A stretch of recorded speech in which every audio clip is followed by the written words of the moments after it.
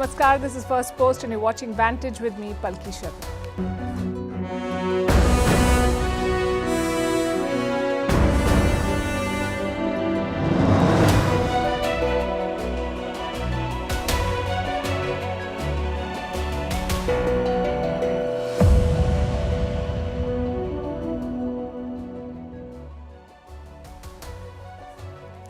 Happy New Year to all of you. I hope you've had a good weekend and a visit to the gym, because memberships and memes have shot up. They shoot up with the beginning of the new year. Some of us call it resolutions, others just make a mental note or harbor a vague hope to score better on the pedometer or the weighing scale or the report card or the appraisal letter, whatever it is that works for you. We hope the year ahead is fulfilling. If you're watching us from Japan, we know you've had a rough start. An earthquake measuring 7.8 and a tsunami warning. We hope you're safe. If you're in China, your president has made a rare admission. The economy is in trouble. Xi Jinping has said that. If you're in India, you'll fare better on the economy front, but jobs will remain a worry. We look at the forecasts and the trends. In Bangladesh, elections have been hit by deep fakes. In Malaysia, McDonald's has filed a case over the Israel-Gaza war. In the Russia-Ukraine war, attacks have intensified. In Pakistan, 90% of the opposition has been disqualified from the election on moral grounds. So I guess the calendar may have changed, but it sounds like the same old chaotic world. We'll bring you all these stories and more. The headlines first. Kim Jong-un threatens to annihilate South Korea and the US. The North Korean leader orders his military to use maximum force against any provocation. Seoul and Washington have ramped up their defense cooperation. Last year, Pyongyang conducted a record number of weapons tests. Israeli army says the Gaza war will continue throughout 2024. Israel launched its offensive after Hamas's terror attack on the 7th of October. Nearly 22,000 people have died in Gaza so far, many of them women and children. The Netanyahu government has resisted international calls for a ceasefire.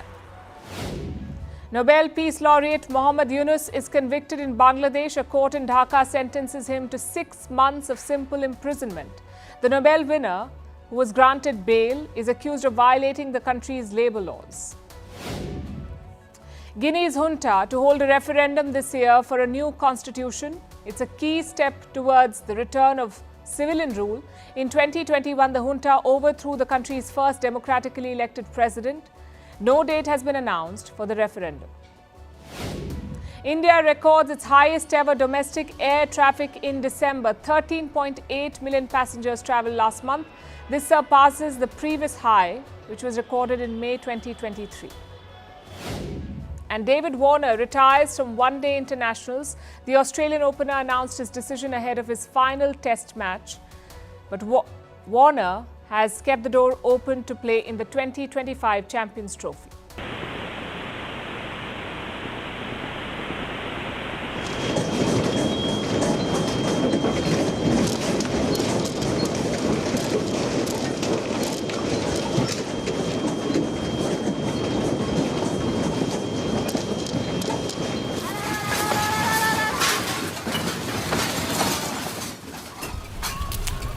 Wow, 看到了。Wow.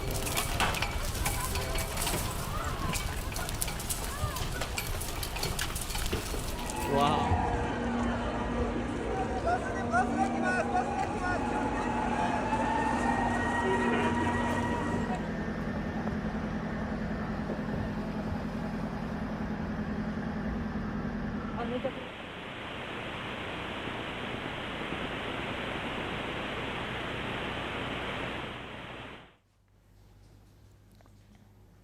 It's a scary start to 2024 in Japan. This evening, a series of earthquakes hit the country, at least 50 of them, 50 earthquakes. The biggest impact was in central Japan in a province called Ishikawa.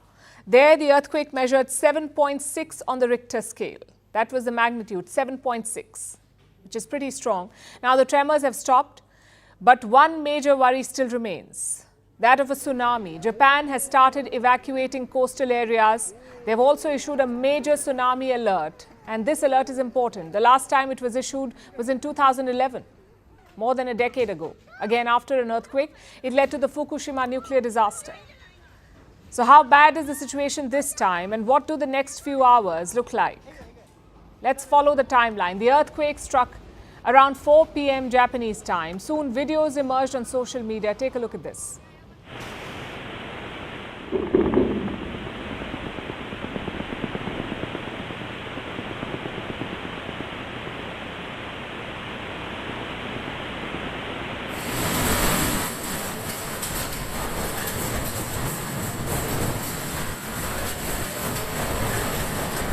Yabai. Oh!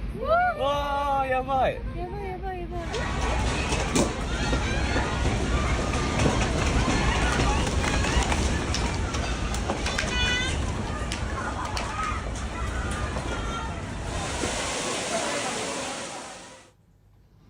The pictures look very dramatic. What about the damages? Nothing worrying so far. 6 people are trapped under the rubble, but so far not a single death. Some roads appear to have cracked during the quake, plus a fire broke out in Wajima city. Injuries too are limited. Most cases involve just broken bones. But the earthquake has cut off power supply. Some 34,000 homes are without electricity. It is not an ideal situation, but after a 7.6 quake, you would take it. The problem is, the trouble isn't over. Earthquakes can cause tsunamis, especially if they're large and close to the sea. So Japan has issued a tsunami alert. Prime Minister Fumio Kishida has asked people to evacuate. First of all, I would like to ask all residents to continue to pay close attention to the occurrence of this strong earthquake. If you are in a region where a tsunami is expected, please evacuate as soon as possible. The warning isn't for everyone though, it's for residents living along the Sea of Japan coast. The highest warning is here.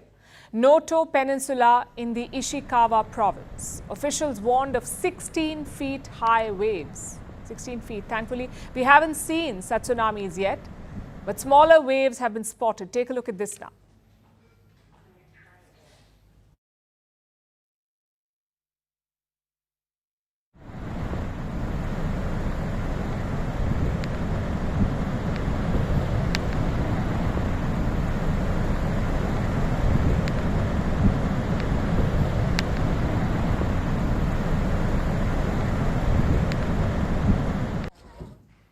And it's not just Japan. Tsunami alerts have been issued in South Korea, North Korea and parts of Russia too. For now, things are under control, but officials are not taking any chances. Motorways in Ishikawa have been shut, bullet trains have been suspended, and the evacuations continue. It is the right call. Japan has recorded 143 tsunamis in the last 1,000 years. Put together, they've claimed 130,000 lives, 130,000. In 2011, it also caused a nuclear disaster, the one at Fukushima. Even this time, there are similar worries. But Japan says the nuclear facilities are all under control. Beginning with the Shika nuclear power plant, there are currently no reported irregularities with nuclear power plants. The next couple of hours will be crucial. Officials have warned of aftershocks that could determine the final scale of the disaster. But let's ask the obvious question. Why Japan? Why do earthquakes keep battering this country? The answer in one word is the location. Japan is located on the Pacific Ring of Fire. It's a tectonic minefield. Below Japan, around 4 tectonic plates intersect: the Pacific, the North American, the Eurasian, and the Filipino. Now think of these plates as giant slabs of rock. These 4 plates, their boundaries are right below Japan. So what happens when these plates move? They collide with each other. And when they collide, they cause tremors. If those tremors are on land, you see earthquakes. If it's underwater, it could cause a tsunami. Japan has adapted to live in this precarious location. Most buildings in the country can withstand earthquakes, including houses, hospitals, and schools. The designs and materials are strictly regulated. Plus, disaster readiness is taught at a young age. You can see earthquake drills in most Japanese schools. They take this very seriously. I guess the point is, they're always prepared. You cannot predict tremors, but you can always be prepared for them. That is Japan's mantra. Just compare Japan's experience to Turkey last year. Turkey was hit by an earthquake measuring 7.8 on the Richter scale, magnitude 7.8. Buildings fell like dominoes. Tens of thousands of people died. Japan has been hit by a 7.6 magnitude earthquake, but the initial assessment is no widespread damage. So the Japanese mantra works. Tsunamis are a different matter though. You cannot prepare against a wall of water. Let's hope things do not come to that.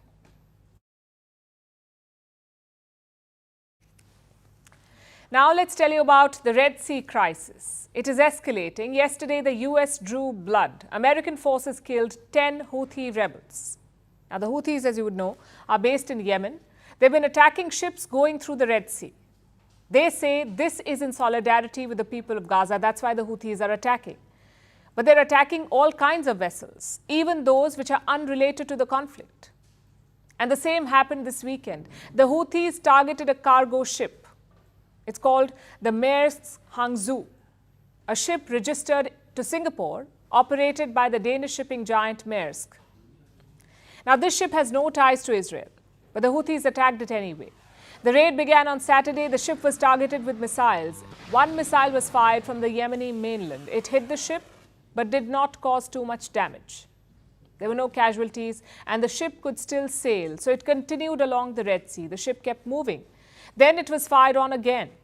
2 more missiles were fired, aimed at the same ship on Saturday night. They did not hit their target though, because these missiles were intercepted by the Americans. You see, right after the first attack, the first missile attack, the ship had sent out an SOS, a distress call. And this call was answered by the US, by one of their most potent naval vessels, the USS Dwight D. Eisenhower aircraft carrier. It responded to the SOS call from the cargo ship. Now, an aircraft carrier does not travel alone. It moves in a fleet along with destroyers and carriers. So the entire fleet went to rescue the cargo ship. And a destroyer intercepted the Houthi missiles, and the aircraft carrier launched helicopters to protect the ship. Now, the missiles may have failed, but the carrier was still under attack by Houthi militants on small boats. The Houthis attacked the American aircraft carrier. The Houthis had sent 4 boats to intercept and board the merchant ship, the cargo ship. They wanted to intercept and board it, so they sent 4 boats, but they were not prepared to deal with American firepower. Reports say the Houthis were only carrying small arms. But when they saw the Americans, they still attacked. They fired at the incoming American choppers. And that's when the US fired back. The American enemy forces attacked 3 boats belonging to the Yemeni naval forces, which led to the martyrdom and loss of 10 members of the naval forces. 3 of the Houthi boats were destroyed. The 4th one retreated and managed to escape. The Houthis have vowed that there will be a response. The American enemy bears the consequences of this crime and its repercussions.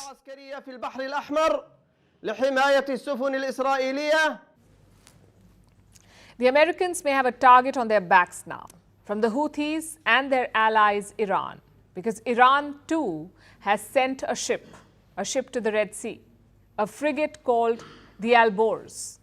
Now, this ship is old. It was commissioned back in 1971, but it has been modernized and it can pack a punch. This is likely to complicate things in the Red Sea and make it harder for the US to secure this vital shipping lane. Even though on paper, the Alborz cannot match the USS Eisenhower and its fleet. The Eisenhower was initially sent to this area, to the Mediterranean, when the Israel-Hamas war broke out. It was supposed to be a statement, a show of force. The carrier and its fleet are more than a match for the Houthis. But shipping companies are still worried. Take Maersk, for instance.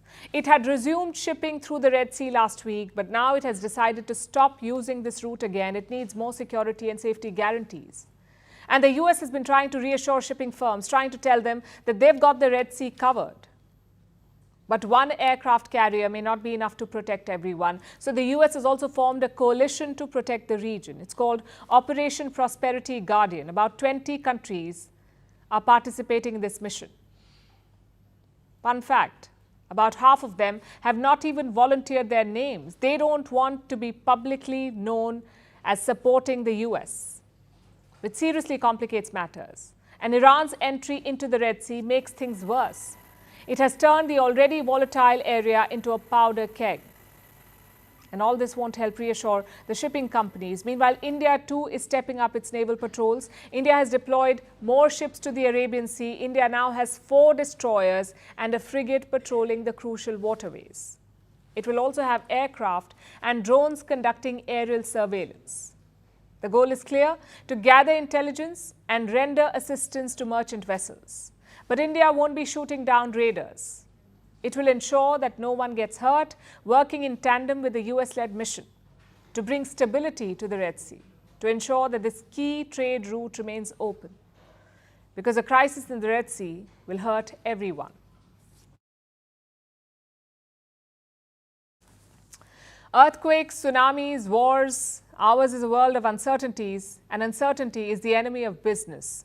So I guess on day one of 2024, the question to ask is this: what will this year bring for the economy, the Indian economy in particular? Tonight, we look at the numbers, the trends, and the projections. The last year had its share of shocks, but India remained resilient. It was the world's fastest growing major economy. Growth remained steady. Inflation was a worry for a while, but it's largely been contained, and the year ahead looks good. Let's start with the basic indicators. How are the growth numbers looking for India? Positive. By all indications, India will maintain its growth momentum. I have 3 projections, in fact, from leading financial institutions: the International Monetary Fund, or the IMF, the Organization for Economic Cooperation and Development, or the OECD, and the World Bank. Now, all 3 agencies forecast strong growth for India. They say India's growth rate will be above 6%. For the 3rd straight year, India will remain the world's fastest growing major economy, faring way better than most others. And what's driving this growth? Domestic demand, it is high, and foreign investment is rising. FDI, or foreign direct investment in India, rose to a 21-month high. It almost touched $6 billion in October 2023. The stock markets are breaking records. We told you about this last week. 2023 was a banner year for Indian stocks. They crossed the $4 trillion mark, making India a stock market superpower. So that's a vote of confidence in Indian corporates. The rupee remains largely stable. Foreign reserves have also shot up. India's Reserve Bank now holds more than $620 billion in its coffers. Again, this is a 21-month high. $620 billion. Why does this matter? Because high reserves are like an insurance policy against external shocks.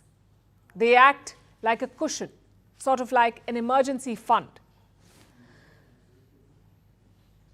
And this is a fund that countries can use during a crisis. So India's current reserves can cover more than 10 months of imports and 96% of its external debt till June 2023. So net-net, the fundamentals are strong, which is not to say that there are no challenges. There are challenges. The first one, of course, is jobs. It is a sore point. The last year was the year of layoffs. In November 2023, the unemployment rate was at 9.2%. The tech sector has seen the worst bloodbath. More than 200,000 techies lost their jobs last year. That's 40% more than 2022. Even in the final days of 2023, companies were announcing layoffs. A few days ago, Paytm sacked 1,000 employees. What explains these waves of sackings? Most companies are looking to cut costs and reduce their workforce. New innovations like AI are also a factor. So will the year ahead be better for the job market in India? The disruption is expected to continue, but new jobs will also be generated, slowly and unevenly though. Indian corporates are looking to hire. Going by one claim, about 3.9 million jobs will be added in the next few months. And they'll mostly be in 2 sectors, logistics and mobility. They're seeing the maximum demand, so they will add jobs. But 3.9 million would be barely scratching the surface. India needs many more jobs, and it remains a serious challenge. Plus, there are external challenges like global conflicts, especially the one in West Asia. It could have a direct impact on inflation. Imports could become costlier, exporters may struggle to move their goods. So far, the impact has been contained and limited. And in recent years, we've seen this. India has demonstrated remarkable resilience. The world has witnessed unprecedented events and a series of crises. A once-in-a-century pandemic, 2 unexpected conflicts, an economic slowdown, and geopolitical pressures. We've seen all of it. Throughout, India has managed the shocks and kept growing in a tough environment. Here's hoping that 2024 is even better.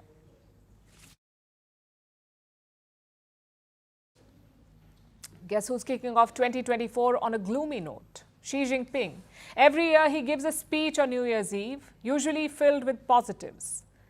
But yesterday's speech was an exception. The Chinese president made a rare admission. He said China's economy is not doing well. Some companies are facing operating pressure.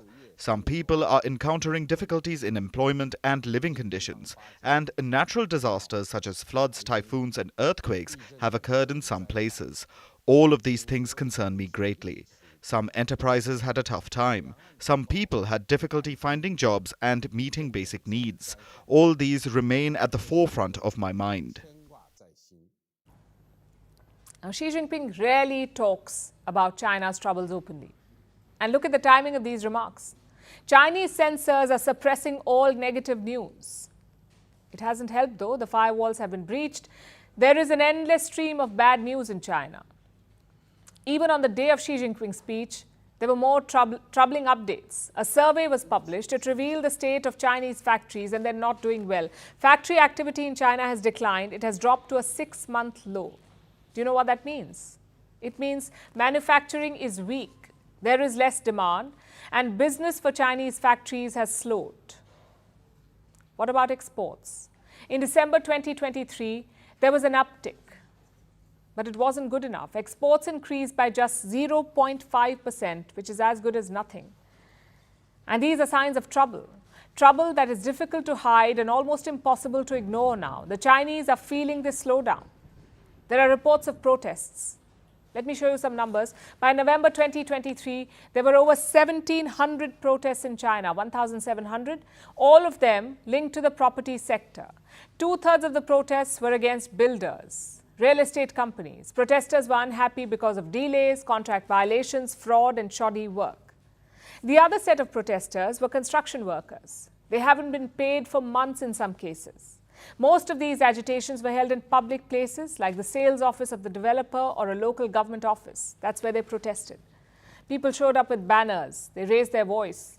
In some cases, they left after a few hours. In others, they stayed put for the whole day, refusing to budge until they got some kind of assurance. Do you know why this is noteworthy? Because public protests are not common in China, and thousands of them even more so.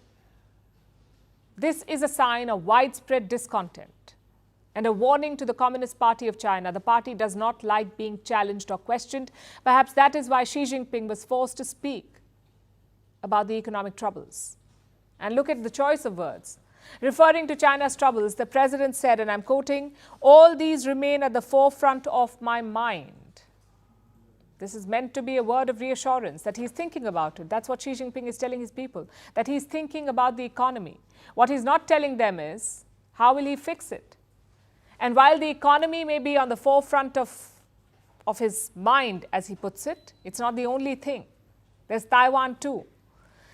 It goes to polls in a few days from now, and the Chinese president had this message for Taipei. 祖国统一是历史必然。 The reunification of the motherland is a historical inevitability. Compatriots on both sides of the Taiwan Strait should be bound by a common sense of purpose and share in the glory of the rejuvenation of the Chinese nation. Reunification with Taiwan is inevitable, he says. Now, Xi Jinping has used this word before, inevitable. What's different this time is the tone, sharper compared to last year. In his last speech, Xi referred to the Taiwanese as, and I'm quoting, members of the same family. This time he was more confrontational. He's using words like compatriots and historical inevitability. He said, and I'm quoting again, China will surely be reunified. And that's his ultimate goal, reunification, a goal so important that he's willing to use force for it. So this statement is like a not-so-subtle reminder for Taipei. They go to polls on the 13th of January, and China is saying that this election in Taiwan is a choice between war and peace. It has doubled down on the pressure tactics. It has tried to meddle in the Taiwan election. The threats are likely to continue, but will the result lead to a war? Xi Jinping has not given a timeline. As of today, he's not looking to pick a fight with the US, because if he attacks Taiwan, the US is going to get involved.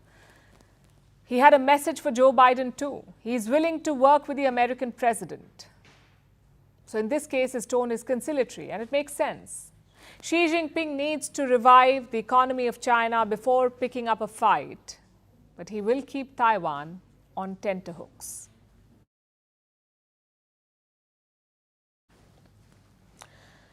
We are now days away from elections in Bangladesh. It's the first big one of this year, 2024, and it's no ordinary election. The opposition is not contesting this time, so Sheikh Hasina is all set to win again. It's a question of how many seats she will get. But tonight, we're not focusing on the politics. We're focusing on a new issue here. The issue of artificial intelligence and elections. Apparently, it's a problem in Bangladesh. AI is being used to spread fake news. Take a look at this. U.S. Embassy's statement in favor of ODIs Adalur proved their involvement in the incident. After Hafizat mayhem in 2013, Adalur Rahman spread out riots in the country by disseminating false information. Now the U.S. Embassy's press release and tweet for Odhikar and Adalur prove that they were also involved in the May 5 violence. That was not a real news anchor. That was an AI-generated avatar. You can hire him for $24 per month. That's all, $24 a month. You can make him say whatever you like. In this case, the AI anchor was talking about riots in Bangladesh. Do you know who he's blaming for it? The United States.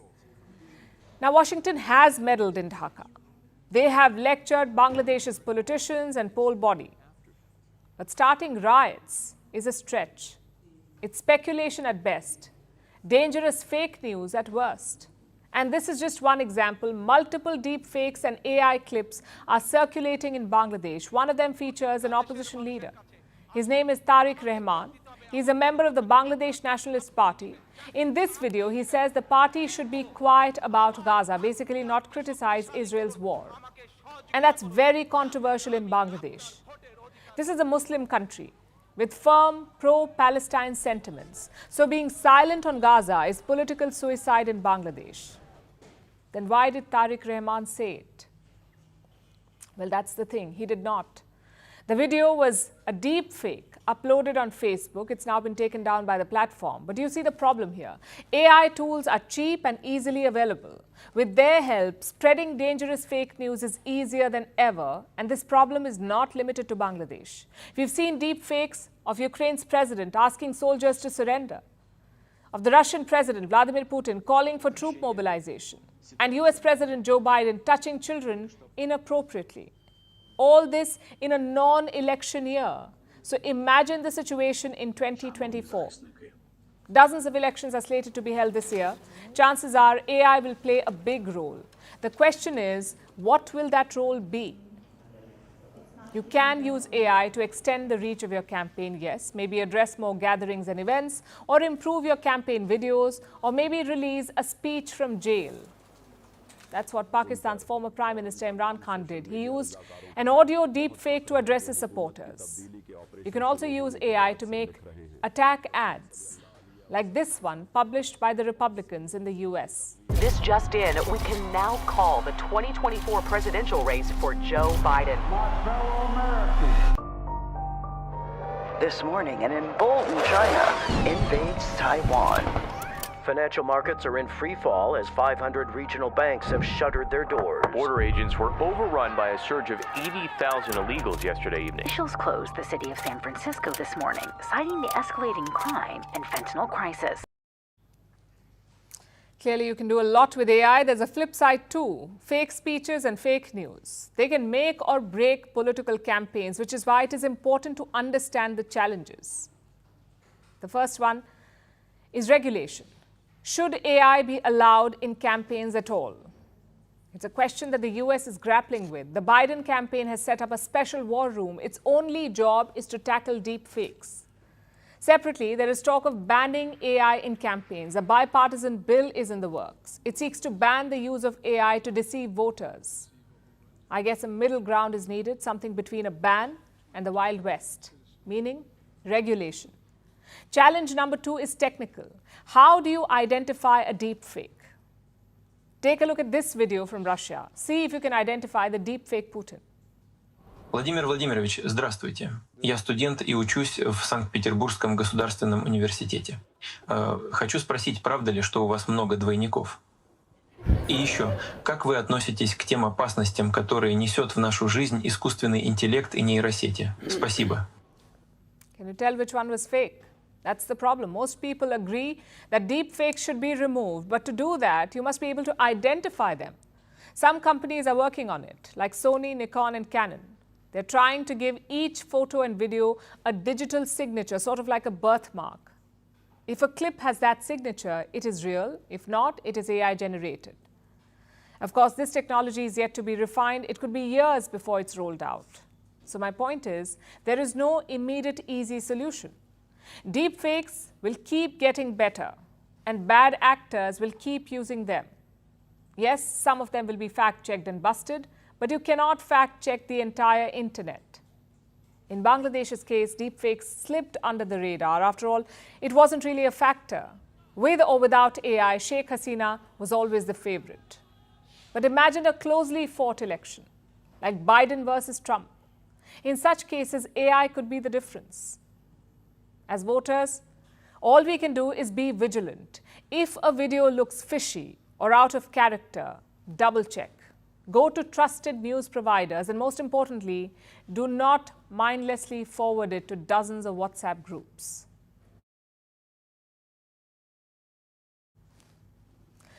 Over to Malaysia now. A high-stakes legal drama is unfolding there. McDonald's Malaysia versus BDS. First of all, what is BDS? It stands for Boycott, Divestment and Sanctions, BDS. Who does it target? Israel. BDS is a global movement of multiple stakeholders like trade unions, activists, churches, and academic associations. Its job is to put economic pressure on Israel, like promoting the boycott of Israeli businesses or asking banks to stop operations in the country. And why does BDS do this? They say they do this to help Palestinians, which brings us to the legal drama in Malaysia. It all started after the Hamas attack on Israel. McDonald's Israel franchise offered free meals to Israeli soldiers. BDS was enraged. They accused McDonald's of supporting Israel's war. In Malaysia, it led to a boycott. Many customers stopped eating at McDonald's. They even had to lay off some workers, which is why McDonald's Malaysia is now suing BDS. They say BDS made false and defamatory statements about McDonald's, so they want compensation. How much? More than $1 million. But honestly, this goes beyond the money. It raises a much larger question, the question of corporate boycotts. Before we get to that, let's also look at some basic facts. McDonald's is not suing BDS. Only McDonald's Malaysia is. And they're two different companies. McDonald's is a licensed company run by, is licensed and run by a different company in Malaysia. And that firm is the one that is suing BDS. And this is an important distinction to make. Secondly, Malaysia is firmly pro-Palestine. In fact, forget pro-Palestine, Malaysia is pro-Hamas. Listen to what their Prime Minister said in October last year. As I've said, the whole issue is not what happened 2 weeks ago, but issue what we term as politics of dispossession. I mean, countries cannot continue to colonize another part of the Palestinian lands. He says the Hamas attack is not an issue. Only Israeli settlements are a problem. I'm sure BDS would love him. The people, too, are firmly pro-Palestine. They eagerly boycotted McDonald's after October. So chances are this lawsuit will only backfire. It may trigger more backlash against McDonald's. But let's look at the larger picture. What should we make of BDS? We went on their website today. Look at the list of companies on their target list. Puma, HP, Volvo, Google, Amazon, Disney, Airbnb, Domino's, McDonald's, Burger King, JCB, and the list goes on. Now, these are everyday companies. You can't visit the BDS website unless you Google BDS. You can't order alternatives to Israeli products unless you go on Amazon. So the list itself is overambitious. And the strategies are over the top. Like in Amsterdam, shoppers were showered with pro-Palestine leaflets. Out of nowhere, take a look at this. Dear shoppers, welcome to Bijenkorf. This Christmas season, we invite you to stop shopping while the bombs are dropping. Over 20,000 people in Gaza were killed this warm winter season, funded by your tax money. Great for pictures, but chances are the customers bought the stuff anyway. So the question is, what do these movements really achieve? Boycott movements had great success against South Africa's apartheid regime. With Israel, it's been limited though. And the reason is obvious. There was political will behind the first boycott. But in this case, in the case of Israel, that will is divided. There are enough people who support and oppose Israel. And you cannot build a global campaign like this, with this kind of division. Also, the idea is fundamentally flawed. Just think about it. Politicians are supposed to resolve the Israel-Palestine conflict. Not just this war, but the root causes of it. Only they can make a difference, politicians, policymakers. But here the onus is being placed on ordinary people. We are being asked to not eat a pizza or order a Big Mac or not wear Puma shoes.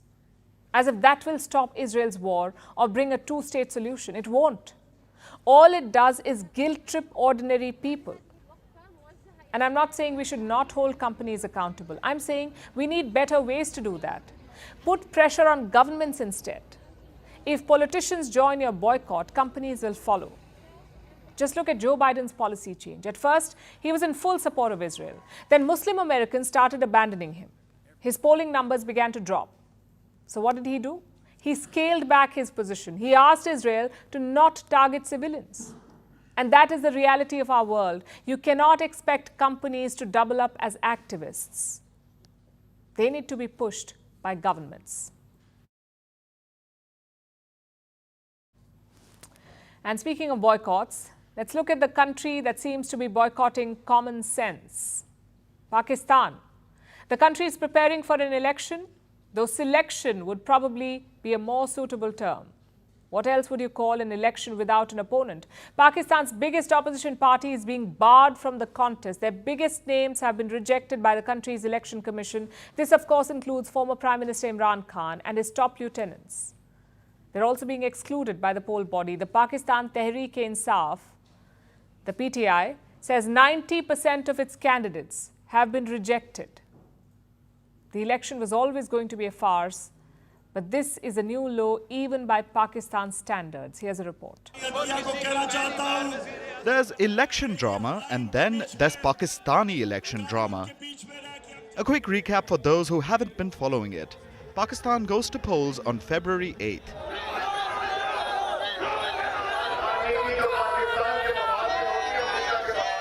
One of the most popular candidates for the Prime Minister's post is Imran Khan, the founder of the Pakistan Tehreek-e-Insaf Party or PTI.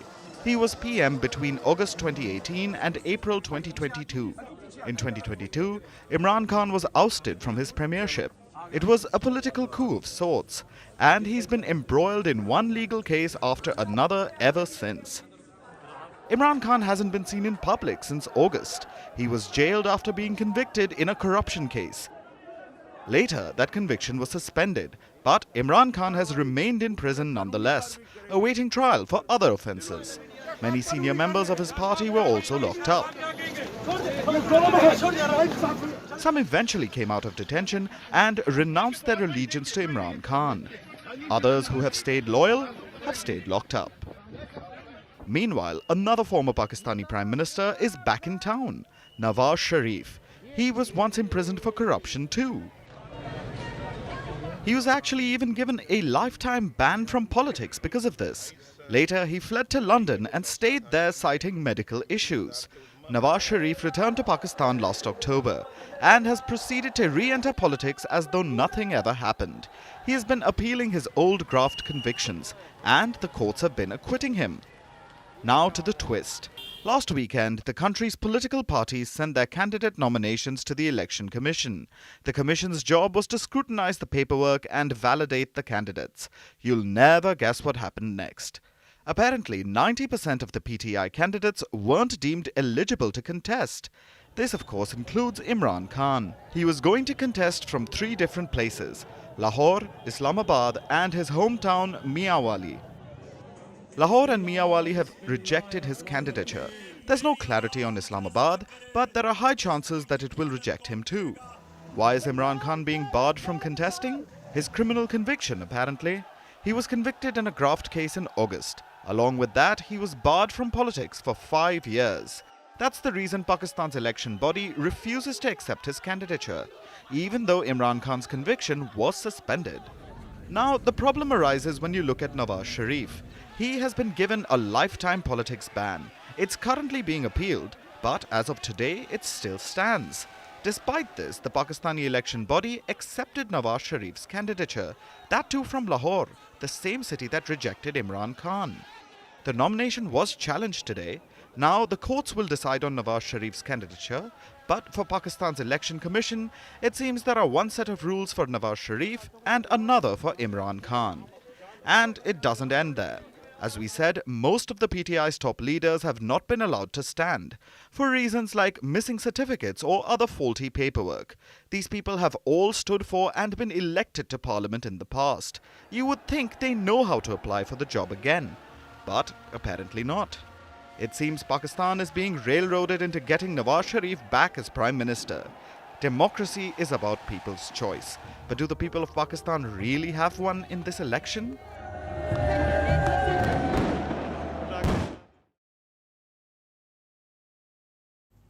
Let's tell you about the latest turn in the war in Ukraine. The fighting has intensified. Both Russia and Ukraine have ramped up attacks. On Friday, Moscow launched its biggest missile attack on Ukraine. On Saturday, Kiev attacked southwest Russia. 24 people were killed. And on New Year's Eve, Russia hit back. Another deadly attack on the city of Kharkiv. So it's been a period of intense strikes. But the front lines have hardly moved. Will 2024 change that? Here's a report. As the world welcomed the new year, fireworks lit up the sky everywhere.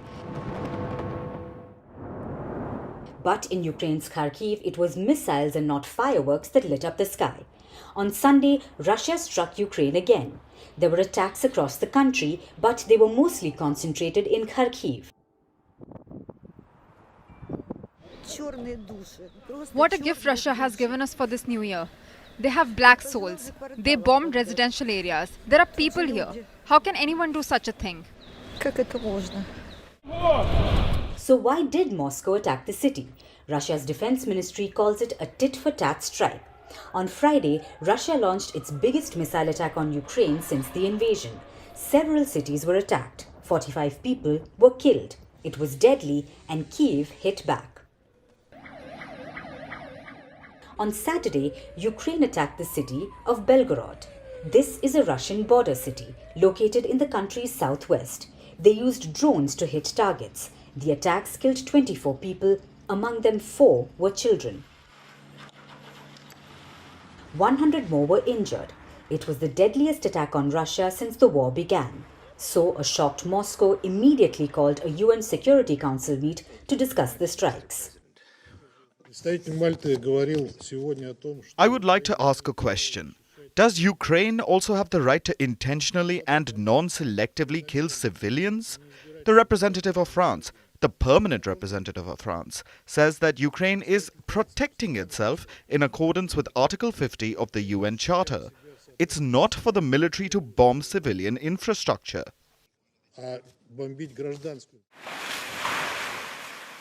Which brings us to the attacks yesterday on New Year's Eve. Moscow struck Kharkiv. It bombarded the city with missiles and drones. Missiles struck residential buildings, hotels and medical facilities. Russia called it a response to the Belgorod attacks. In the last few days, Russia and Ukraine have seen it all.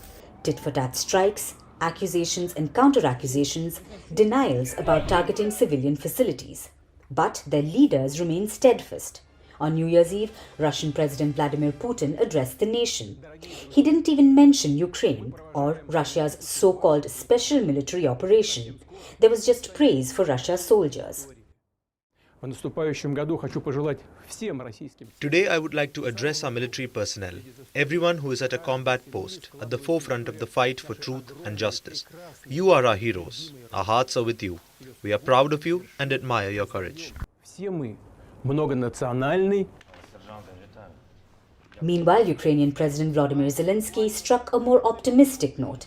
He highlighted the successes, the highs of the Ukrainian army, conveniently leaving out the setbacks. According to Zelensky, 2024 is Ukraine's year. Wars do not end by themselves, they are ended. And victory is not received or granted, it is gained. And to this end, today, we have to live by the rule, you either work or you fight.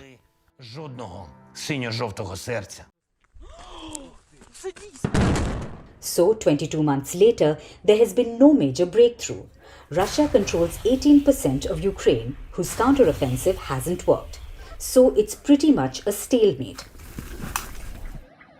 But, as the latest strikes show, it's nowhere near over.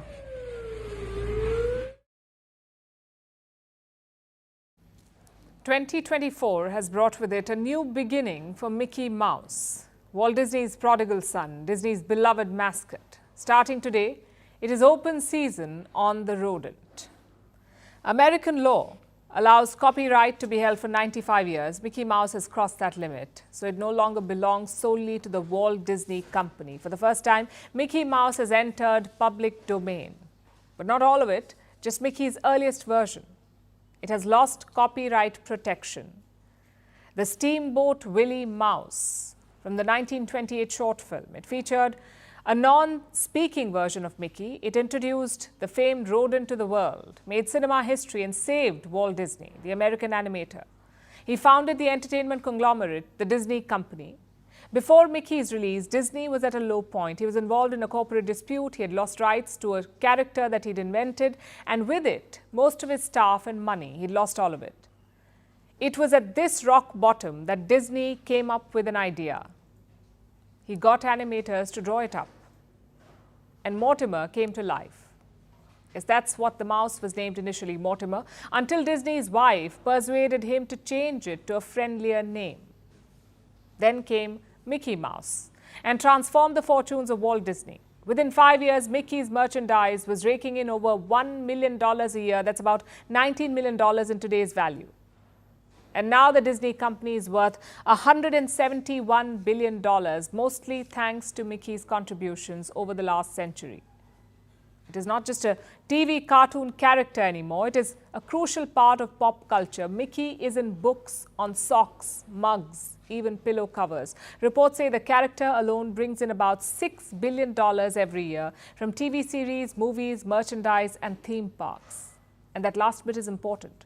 12 theme parks are spread across America, Europe, and Asia. Last year, they brought in over $32 billion in revenue. World leaders love them, so do children. After all, Mickey is the only rodent parents let their children get close to. Mickey hasn't just made money for Disney. It has launched entire careers. In the 1950s, Disney released the Mickey Mouse Club, the hit television variety show. It launched stars like Justin Timberlake, Britney Spears, and Ryan Gosling. Market researchers say the character of Mickey Mouse is even more well-known than Santa Claus. So in many ways, Mickey is the ultimate symbol of intellectual property, which puts Disney in a bit of a mousetrap. With no copyright over the character, anyone can use it without permissions or cost. And what does this mean for Disney? Winnie the Pooh can offer a window into what might happen. Pooh is another Disney property. It came into public domain last year, and an upstart filmmaker made a low-budget slasher film. It was jarring to see a kid-favorite bear turn into an R-rated feral killer. Will we see a bloodthirsty Mickey Mouse next? Well, no one knows yet. But remember, for now, only one copyright is expiring. It includes the original version of Mickey, the one with a rat-like nose, pupil-less eyes, and a long tail. Unlike the later versions, where the mouse is rounder, it wears red shorts and white gloves. That's the Mickey Mouse we know today. It may enter the public domain over the coming decades. So would Popeye, King Kong, Donald Duck and Superman. But not today. So for now, there is an animated line here. Only the old Mickey can be shown without Disney's permission. No one can touch the other versions. If they do, a dirty legal battle is expected, and there is nothing Disney takes more seriously than intellectual property. In 2020, Disney charged an elementary school $250 because they showed The Lion King without permission at a fundraiser. In 2006, Disney forced a Florida daycare center to remove an unauthorized Mickey Mouse mural because carving the character into a child's gravestone violated the copyright. In 1971, an underground comic book artist showed Mickey Mouse smuggling drugs. Disney dragged him through the court for 8 years. There is nothing soft and cuddly about how Disney protects its characters. Except now, Disney does not have a copyright law to protect itself. One can almost picture the Disney company embodying Mickey and saying, "What a hot dog day."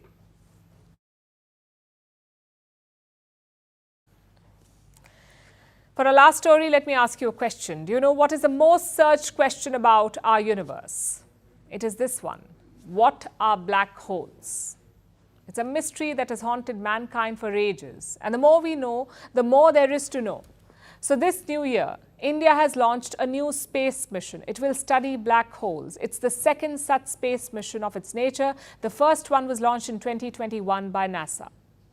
And this isn't ISRO's only mission this year. It's just the beginning, in fact. It has several missions lined up, including test flights for its first manned mission called Gaganyaan. Our next report tells you more. 2023 was a year of many things. The year of 2 wars, the year of artificial intelligence, the year of weight loss drugs. But for India, 2023 was a little extra special. It's the year we went to the moon. 2023 was all about the success of India's moon landing, and it looks like 2024 has more lined up, like ISRO's ExpoSat. It's an X-ray polarimeter satellite. ExpoSat launched on Monday from the Sriharikota spaceport. It's a rocket that's carrying an observatory. What will it do? It will study black holes. The mission costs around $30 million. It's the second of its kind in the world. The first was in 2021. It was by NASA. India is launching its own now, and it's to understand how black holes work. And it's important too, because black holes are one of the most fascinating objects in space. They have intense gravity, so much so that neither matter nor light can escape it. Scientists believe they are formed when a massive star dies, as in it collapses under its own gravity. The star becomes so dense that it wraps the fabric of space and time, turning into what we know as black holes. That said, there's often a common misconception, and it's that black holes suck things in. They don't. Black holes are just like any other thing in space. In fact, you can get surprisingly close to it, like a few hundred kilometers almost. For example, if you replace the sun we know with a black hole, our Earth won't get sucked into it. Neither will any other planet. They will just continue revolving as they are now. But black holes are still challenging to study. That's because they are virtually unseeable, which makes India's mission an ambitious one. It's also very crucial. We know what black holes are, but we don't know its origin story. Also, could studying them unlock the secrets of the universe, aka what the beginning of time looked like? So, black holes can unlock a lot of puzzles about the universe's existence, about how they came into being, about why they are different in size. So, studying them is an important mission. But it isn't India's only mission in 2024. There are 12 of them, and a crucial one is Gaganyaan 1. It is India's manned mission to take astronauts into space in 2025, and the test flight could be in the first quarter of 2024. Then there is Mangalyaan 2, India's sequel to its first successful Mars mission. There's also Shukrayaan 1, a spacecraft which will orbit Venus for 5 years. So it'll be a busy year for India's space agency. Last year we aimed for the moon. This year we are aiming further.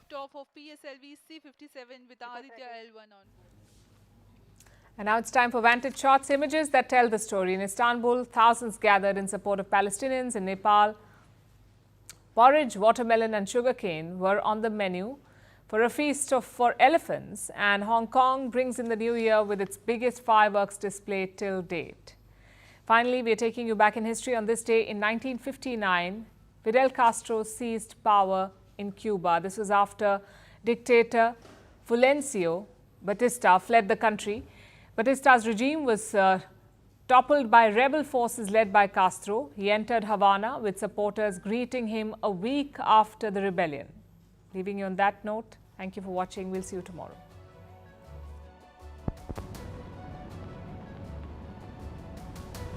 See the campesinos with their machetes, their straw hats, pigeons flying, let loose, thousands of them as Fidel Castro came in.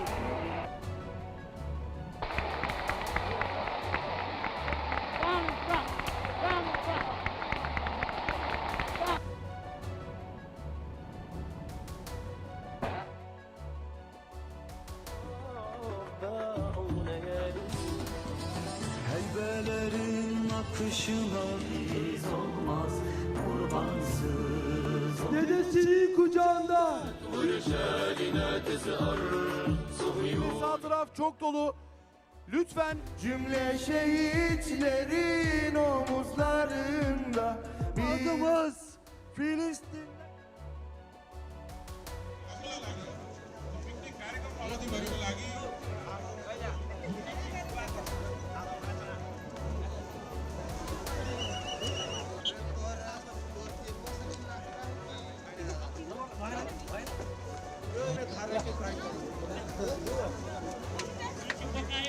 पैसा कमाए त्यसले हात बुढी भएपछि नखाइ खायो